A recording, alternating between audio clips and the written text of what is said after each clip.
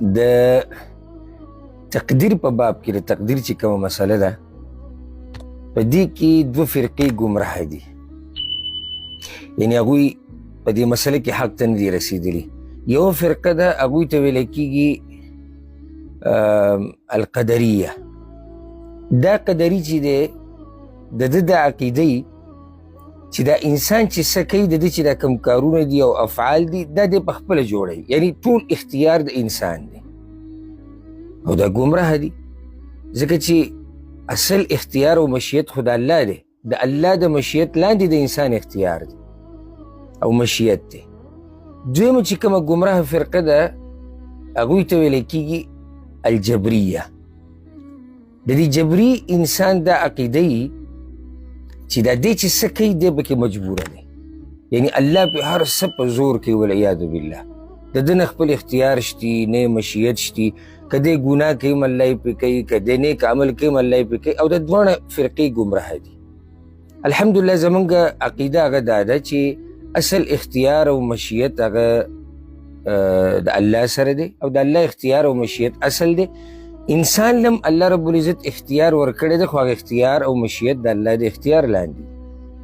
اوس یو سړی وایي چې فلسفه څه ده؟ هغه فلسفه دا د عجیبه بعض خلک د دنیا په باب کې د ځان نه قدریه جوړ کړي او د دین په باب کې چې د دیندارۍ خبر راشي د ځان د جبریه جوړ کړي. څنګه زه به تاسو پوه کړم؟ دی به سهار ماښام په دنیا پسې داسې منډې وهي که نه ځان به پې سم لیونی کړی او بلکل تې دا یېري چې دا زه چې څه کوم دا د هغه وخته پورې هېڅ هم نشي کېدی چې څو پورې الله رب العزت نه یې غوښتلي. زه دا نه وایم چې منډې به نه وی کوشش به نه کوې، کوې به، خو داسې د دې خلکو هغه طریقه ذکر کوم. نو دی به بلکل الله ته یېري او صرف په اسبابو باندې یقیني او پوره په اسبابو باندې اعتمادي او رب العزت ته یېر شوی. د دین باب ته چې کله راشي ته ورته د دیندارۍ ووایې، د مانځه ورته ووایې، د اودس ورته ووایې، د علم ورته ووایې، الله ته نږدې کېدو ورته ووایې، بس بیا وایي دعاګانې کوه. دعاګانې کوئ چې الله رب العزت طاقت راکړي او چې الله توفیق راکړي او چې کله الله وغوښته وبه شي. اوس دلته مذهب د جبریه وکړو، یعنې چې زه مجبوره یم څه چې کېږي هغه به الله کوي، زما پکې د سره څه اختیار نشته.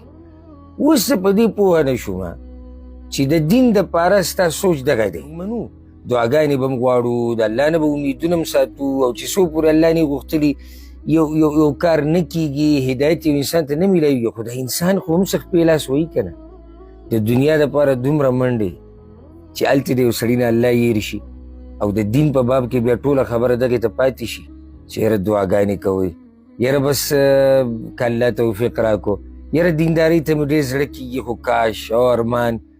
بس عجیبه دا خلک دي. امید ده انشاءالله تاسو زما په دې خبره رسېدلي یې.